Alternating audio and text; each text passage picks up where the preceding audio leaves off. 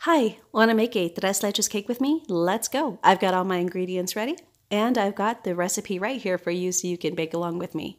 This cake is simplicity at its best. It doesn't make the most pretty cake, but it makes a very delicious, simple cake. This is a sponge cake recipe with 3 milks on top and whipped cream on top of that. So first you just take your dry ingredients and you mix them all together, and then you separate 6 eggs. The egg yolks and the egg whites make very, very different additions to the cake that make it a sponge cake. The reason why a sponge cake is such an old recipe is because before we had all the stuff that made your cake rise, like these baking sodas and baking powders, you just had to whip up your eggs differently. So you take your egg yolks, you mix them with a little sugar until they become pale and thick and creamy, and then you mix that in with the dry ingredients. And what I did here was I actually mixed it until I got to a good point, and then I added in my milk and my extract. That was a mistake on my part, but it actually made it easier to mix everything together halfway through. So mistakes are beautiful and they work.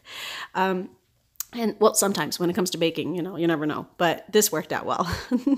And then here I have the egg whites, and I'm just mixing those until I get stiff peaks. As you can tell, it takes a while. I'm getting impatient. I think I'm like staring at these egg whites, trying to force them to go like fluff up faster.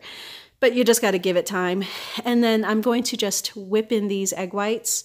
Well, not whip, actually. I'm folding them in because you don't want to lose the air in your egg white, so you kind of want to baby it. But I'm doing it in 2 batches so that I don't overwhelm my bowl, and also so that I could make sure that I keep the batter as fluffy as possible. That's what's going to make it rise, is by making sure those egg whites keep all that air in there. Now this cake is going to be transported. It's a gift for a friend. So I just wanted to butter and flour a cake tin, just a big aluminum cake tin. And I want to put that on a cookie sheet so that it doesn't fold or buckle under the weight of the batter when I go to put it in the oven. And so as you can see, you scrape all of that out into your cake pan, level it out, and then we're just going to bake it. And as you can see, I've already have one baked and ready to go so that I can start the next process.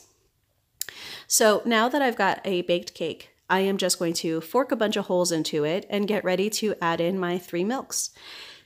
As you can see, it's not going to be the prettiest, colorful cake out there, but it is just so delicious and so enjoyed and so simple. You just mix your evaporated milk, your condensed milk, and your whole milk into a blender, let it do all the mixing for you, and then pour that baby right over.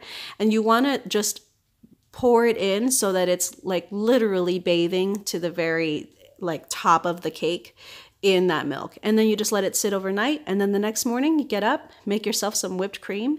All of this is in the recipe, and you just wait until you again get stiff peaks, and when those are good and ready to go, you just put it on your cake and smooth it out and make it as pretty as possible. And that's basically it.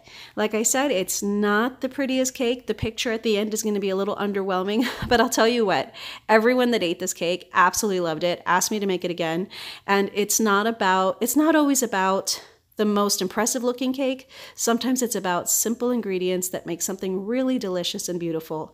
And that I love so much about baking. Thank you so much for watching, and I hope that you have a fabulous day. Bye-bye.